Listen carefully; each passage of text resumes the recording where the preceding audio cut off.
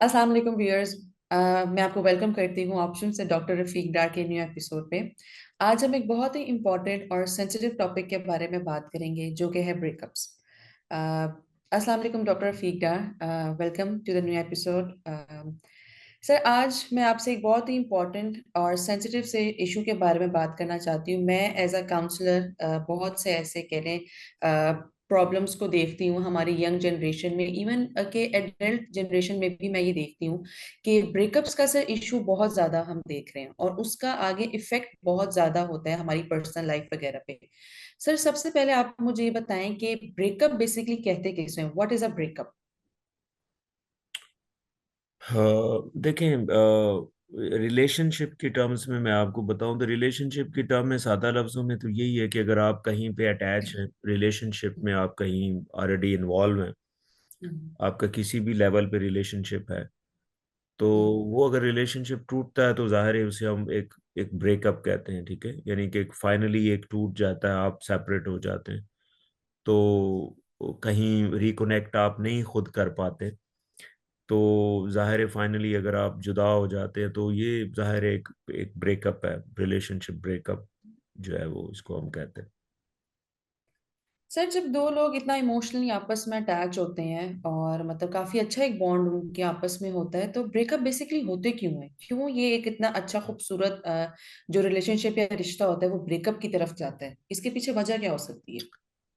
अच्छा, इसमें कई रीजंस हो सकती हैं, लेकिन मैं जो सबसे बड़ी रीजन बताता हूँ ना, वो ये होता है कि जब हम रिलेशनशिप बना रहे होते हैं ठीक है। तो हम रिलेशनशिप बनाते हुए सही चीज़ों को कैलकुलेट नहीं कर सकते। यानी कि आप अपना जो हम सफ़र है उसको सेलेक्ट करते हुए हमसे बहुत सी मिस्टेक्स होती हैं।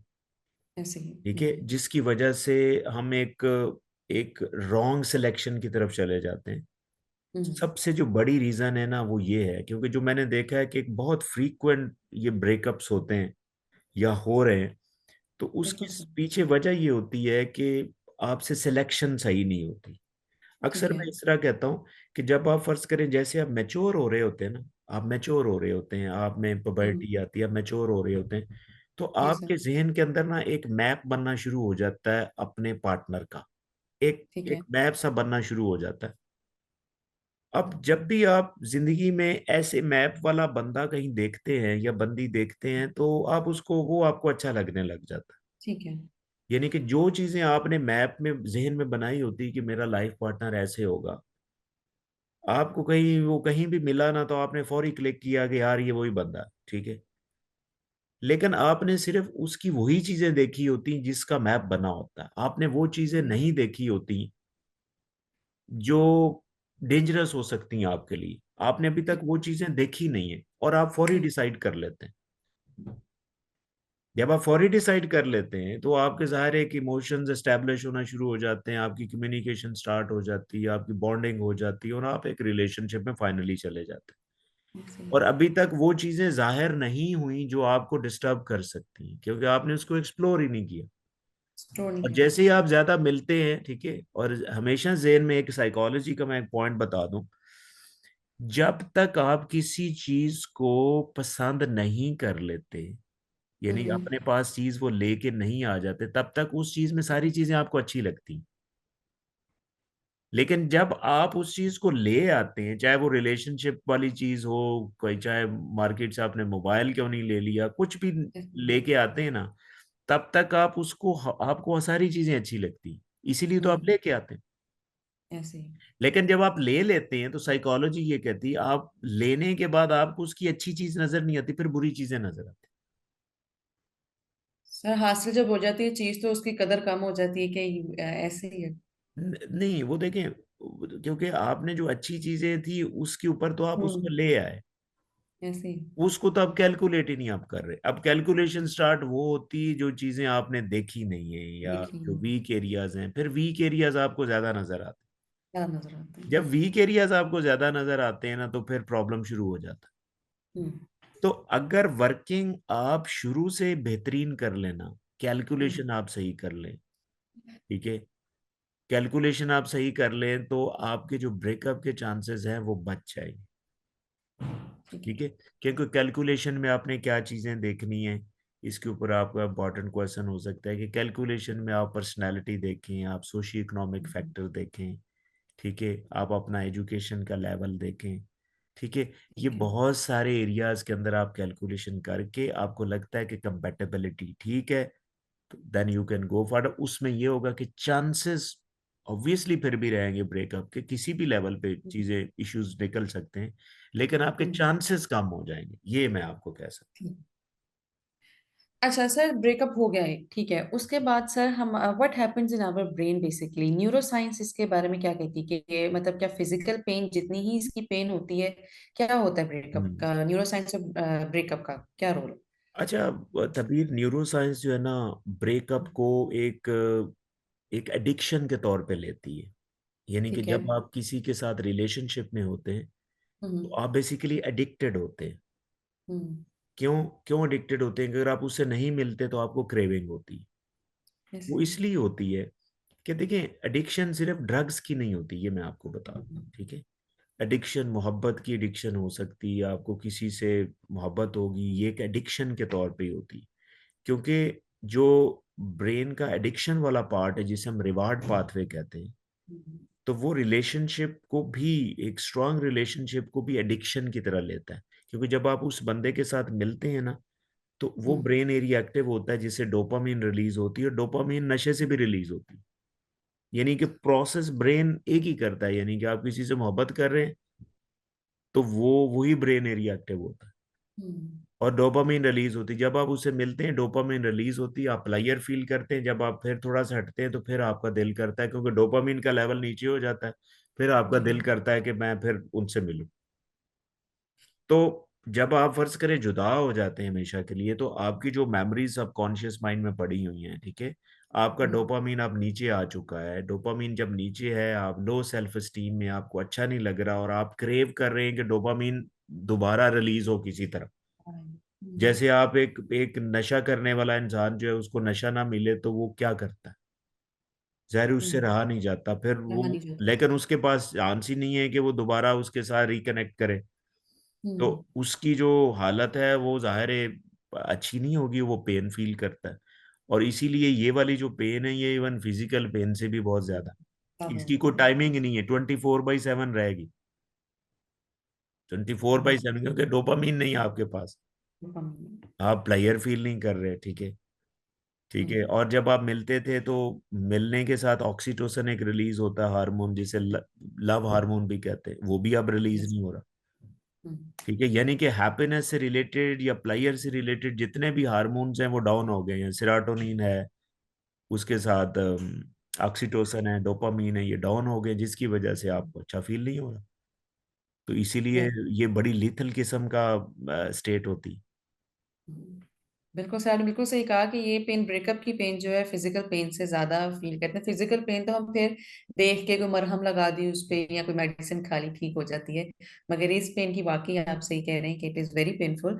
अच्छा सर, एक इम्पॉर्टेंट क्वेश्चन इसके बारे में ये कि how does it basically affects our lifestyle, हमारी पर्सनल लाइफ को या हमारी प्रोफेशनल लाइफ को किस तरीके से इफेक्ट करती है ब्रेकअप्स जो है? मैं वेरी सिंपल लेमैन लैंग्वेज में ऐसे ही कहूंगा कि जैसे मैंने इसको एक एक एडिक्शन के तौर पे लिया, कि ये एक हम्म। एडिक्शन है। तो एक आप जब भी कोई एडिक्शन छोड़ता है तो उसकी क्या हालत होती है, उसको एडिक्शन नहीं मिलती तो उसकी क्या नहीं हालत होती है। मिलता। यानी कि अगर आप स्टूडेंट हैं तो आपकी एकेडमिक परफॉर्मेंस डाउन हो रही है, अगर आप जॉब हम्म। कर रहे हैं तो आपके वर्क प्लेस के ऊपर इश्यूज आएंगे, परफॉर्मेंस डाउन होगी, वहाँ पे कोलीग के साथ रिलेशनशिप खराब होंगे, ओवरऑल जॉब सेटिस्फेक्शन नहीं होगी, आपको वार्निंग्स मिलेंगी, आपको जॉब से निकाला जा सकता है। आप कोई बिजनेस करते हैं तो बिजनेस में आप फोकस नहीं कर पाते, ठीक बिल्कुल। है। आप जिस एरिए में भी हैं आप फोकस नहीं कर पाते, फोकस नहीं कर पाते तो आपसे मिस्टेक्स बहुत ज़्यादा होंगी, ठीक है। हम्म। फर्ज करें आप ड्राइविंग के दौरान एक्सीडेंट ज़्यादा होने के चांसेस हैं। अगर एक हम्म। खातून है कुकिंग करती है, उसको यानी कि किचन के अंदर कई प्रॉब्लम आ सकते हैं, डिपेंड करता है आप काम क्या करते हैं। तो काम काम क्या सही नहीं करते होगा, हैं? नमक आपने 4 दफा डाल दिया, आपको पता ही नहीं है, फोकस ही नहीं क्यों, बिल्कुल। ठीक है ना। फोकस नहीं। आपने हाथ पे छुरी लगा ली, ठीक है, पता ही नहीं चल हम्म। रहा क्या हो रहा है, ठीक है। तो इस तरह के इश्यूज डिपेंड करता है आप काम क्या कर रहे हैं, उससे रिलेटेड आपकी जो परफॉर्मेंस है वो डाउन होती है। फिर आपके हम्म। रिलेशनशिप खराब होते हैं फैमिली के अंदर, ठीक है, पेरेंट्स के साथ, ठीक है, सिबलिंग के साथ, उधर अगर आप जॉब कर रहे हैं कॉलीग के साथ, स्टूडेंट हैं तो टीचर्स के साथ। तो हम्म। फिर आपके वो जो एक ये साइकिल है ये बढ़ना शुरू हो जाता है। तो इसी जी। तरह लाइक ये एक लेथल सा सिनेरियो बन जाता अच्छा सर, अब हम कुछ ऑप्शंस के बारे में बात करेंगे कि कैसी ऑप्शंस हैं या क्या अप्रोचेस को हम यूज करते हुए ब्रेकअप को कह लें, इसके दर्द को हम कम कर सकते हैं या इसे कोप अप कर सकते हैं। क्या ऑप्शंस हैं, क्या अप्रोचेस हैं ऐसे? है। जी बिल्कुल। अक्सर जैसे मैं अक्सर कहता हूँ कि जितने भी न्यूरोसाइकोलॉजिकल रिलेटेड इश्यूज हैं उनको हम्म। कभी आप एक तरीके से ठीक नहीं कर सकते। ठीक है। अक्सर हमारे जो प्रोफेशनल या साइकोलॉजिस्ट हैं वो हम्म। किसी को एक आध टिप देते हैं, एक आध टिप से काम नहीं होता। काम नहीं, बिल्कुल और सही बात फिर है। भी वो टिप पर्सन टू पर्सन वेरी करती है। इसलिए हम्म। मैं कहता हूँ कि जब भी आपको कोई न्यूरोसाइकोलॉजिकल इश्यूज आता है आप प्रोफेशनल से ज़रूर मिलें, ठीक है ना, ठीक उनसे है। बात ज़रूर करें, क्योंकि वो आपके मुताबिक कस्टमाइज आपको अप्रोच देगा। हम्म। लेकिन मैं सब आपके व्यूअर्स के लिए ये बता दूं कि अगर हम्म। आपको कोई ऐसा इशू होता है तो हम्म। सिंपली आपने ना तीन अप्रोचेस में रहना है। मैं आपको तीन अप्रोचेस सजेस्ट करता हूं कि आप इसको ओवरऑल कैसे मैनेज कर सकते हैं। ठीक है। अब इसमें तीन अप्रोचेस हैं। पहली एक सोशल अप्रोच है, एक ठीक है। साइकोलॉजिकल अप्रोच है और एक बायोलॉजिकल अप्रोच हेलो जी। है। ये तीन अप्रोचेस मैं आपकी इजाज़त से मैं इनको बारी बारी अच्छा। एक्सप्लेन कर देता हूँ। हम्म। हम्म। पहली फॉर एग्जांपल सोशल अप्रोच है। आपका हम्म। ब्रेकअप हो गया, ठीक है, हम्म।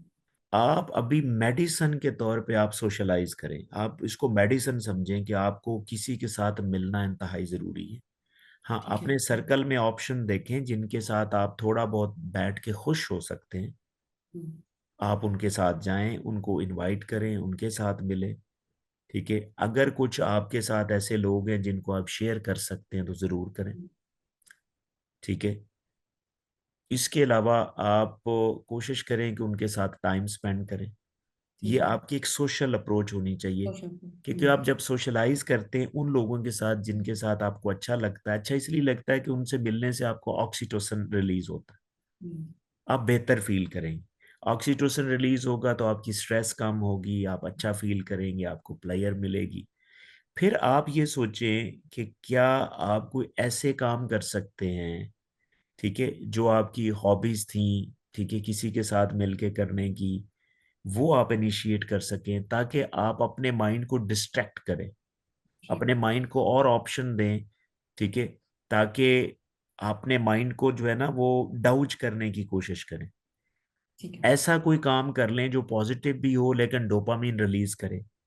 यानी कि पॉजिटिव का मतलब ये है कि आप कोई अच्छा ड्रिंक पी सकते हैं, जिस तरह फर्ज करें कॉफ़ी है तो आपको अच्छा फील करवा सकती है, ठीक है, डोपामिन रिलीज होगी। लेकिन मैं एरिया सोशलाइजेशन के ऊपर ये फोकस कर रहा हूँ कि ठीक है। सोशलाइजेशन आप जितनी पॉसिबल हो सके आप उसको एंटरटेन करें। आपके पास इवन ह्यूमंस नहीं है सोशलाइज करने के लिए, आपको पेट रख सकते हैं, ठीक है। आपने अक्सर देखा होगा कि यूरोप में ज्यादा पेट्स क्यों लोग रखते हैं। It is a coping strategy, यानी कि लोग वहाँ पे कम अवेलेबल होते हैं, वैसे लोगों के साथ आना जाना कम होता है, किसी का ब्रेकअप हुआ वैसे को पेट रख लिया, उसके साथ बिल्कुल। चलता फिरता रहा, वो एक टाइम स्पेंड हो जाता है आपको। इवन मैं आपको बताऊं कि अगर आप जिस चीज को पसंद करते हैं ना, अगर वो ह्यूमन भी नहीं है, नॉन ह्यूमन चीज है या कोई एनिमल है, जिस चीज को भी आप पसंद करते हैं आप उसके पास जाते हैं ना तो आपको प्लेजर फील होता है। ये मैं आपको बता दूं। ठीक है। यानी कि आपके पास पेट है ना तो इवन पेट के साथ खेलने से आपके अंदर ऑक्सीटोसिन रिलीज होता है। आप एक हम्म। गाड़ी को पसंद करते हैं, आप गाड़ी के पास चले जाएं आपको अच्छा फील होता है।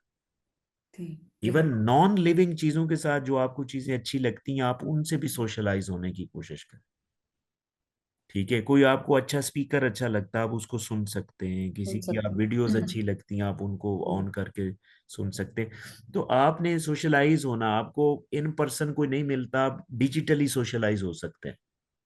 बहुत इसमें अपॉर्चुनिटीज बहुत सी। और इसी तरह दूसरी जो अप्रोच है वो साइकोलॉजिकल अप्रोच है, यानी कि आप साइकोलॉजिकली आप अपने आप को इस चीज से कैसे निकाल सकते हैं। देखिए साइकोलॉजिकली कुछ मैं आपको इंटरवेंशन बता देता हूँ। आप अपने आप को मेडिटेशन में लेके आए, कोशिश करें आप मेडिटेट करें, क्योंकि मेडिटेशन से ये होता है कि आपका जो, क्योंकि जब आप ब्रेकअप में होते हैं तो कॉर्टिसोल हार्मोन ज्यादा होता है। हम्म। क्योंकि जब आप ब्रेकअप में होते हैं ना, तो आपका जो हिप्पोकैम्पस होता है, ब्रेन का एरिया, वो एक्टिव होता है, क्योंकि वो बार बार आपको वही मेमोरीज देता है हम्म। जो पुरानी आपने टाइम स्पेंड किया होता है अपने एक्स के साथ।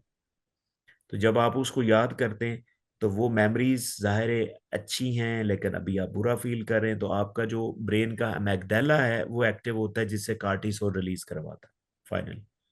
तो कार्टिसोल होगा तो आपको स्ट्रेस फील होगी। तो मेडिटेशन अगर आप करते हैं, योगा करते हैं, सेल्फ हिप्नोसिस करते हैं, ये मैं आपको सेल्फ स्ट्रेटजीज बता रहा हूँ जो आप खुद कर सकते हैं। हम्म। तो इससे क्या होता है कि कार्टिसोल डाउन होगा, आप अच्छा फील करेंगे। ठीक है, अच्छा फील करेंगे तो आपको थोड़ी सी शांति और सुकून मिलेगा। लेकिन अगर आपका जो ट्रामा, ये फर्ज करें जो ब्रेकअप है ये ट्रामा भी बन सकता है। हम्म। यानी कि कुछ लोग जरूर ये कहेंगे कि सर हम ये सारी कोशिश करते हैं लेकिन फिर भी हम फिर भी नहीं नहीं। निकल पाते, ये क्या चक्कर है? हम्म। क्योंकि वो ट्रामा बन के आपके ना सबकॉन्शियस माइंड में बैठ जाता है। ठीक है। जो चीज एक ट्रामा की शक्ल इख्तियार करके सबकॉन्शियस माइंड में बैठ जाए, उसको आप सबकॉन्शियस माइंड में जाके ही उसको निकाल सकते हैं, और निकाल मेरा सकते ख्याल है वो एक प्रोफेशनल बंदा कर सकता है। हैं। आप फिर प्रोफेशनल से मिलें, और प्रोफेशनल आपको पता है बड़ी इंपॉर्टेंट स्ट्रेटजी, जिसमें सीबीटी है, जिसे हम कॉग्निटिव बिहेवियर थेरेपी कहते हैं, और हिप्नोसिस है, या इन दोनों को मिक्स करके भी प्रोफेशनल यूज करते हैं, ताकि वो उसके सबकॉन्शियस माइंड को एक्सेस करके उससे वो ट्रामा बाहर निकाला जा सके। तो ये उन केसेस में होता है कि जब आप खुद नहीं कर पा रहे, यानी आपके बस से चीज बाहर हो गई है, तो वो एक ब्रेकअप ट्रामा बन के आपको मुख्तलिफ जगहों पे तंग करता है। तो ये साइकोलॉजिकल अप्रोच है। और तीसरी अप्रोच जो इंपॉर्टेंट है वो मैं आपको बता दूं, वो बायोलॉजिकल अप्रोच है। हम्म। यानी कि आपने ब्रेन के साथ कुछ ऐसे काम करने हैं जिसकी वजह से ब्रेन आपका ऐसा एक्टिव हो कि आपको बेहतर फील हो। हम्म। यानी कि आप फिजिकल एक्टिविटी कर सकते हैं, स्पोर्ट्स करें, फिजिकल एक्टिविटी करें, जिसकी ठीक वजह है। से स्पोर्ट्स करने से ना खास किस्म के केमिकल रिलीज होते हैं जिसे हम एंडोर्फिन्स कहते हैं। हम्म। एंडोर्फिन जो है वो पेन किलर की तरह काम करते हैं, वो आपकी बॉडी के अंदर नेचुरल होते हैं। इसीलिए मैं आपको बता दूं कि अगर 10 लोगों का ब्रेकअप हुआ है तो उसमें 4-5 लोगों को परवाह ही नहीं, उनको फील ही नहीं कर रहे यार ठीक है कोई बात नहीं। वो क्यों ऐसा फील कर रहे हैं? बाकी 4-5 मरे पड़े, ये क्या मसला है? उसमें हम्म। आपकी अपनी पर्सनैलिटी भी है, हो सकता है कि वो कुछ ऐसी चीजें खाते हो, ठीक है, जिनकी वजह से उनका एंडोर्फिन ज्यादा रिलीज होता हो, वो पेन ही ना फील करते हो, कम करते हो। हम्म। इसलिए पर्सन टू पर्सन चीजें वेरी करती।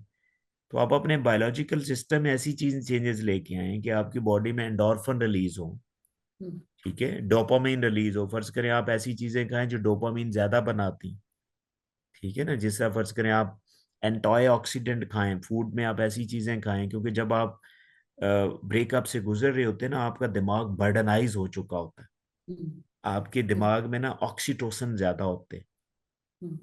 सॉरी, ऑक्सीडेंट ज्यादा होते हैं। जब ऑक्सीडेंट ज्यादा होते हैं ना, तो you need to have some antioxidant, जिसमें विटामिन सी का आप इस्तेमाल ज्यादा करें, ओमेगा 3 फैटी एसिड का इस्तेमाल ज्यादा करें, ठीक है, जो एज ए एंटीऑक्सीडेंट काम करेंगे ना, तो आपको रिलैक्सेशन मिलेगी, आप बेहतर फील करें।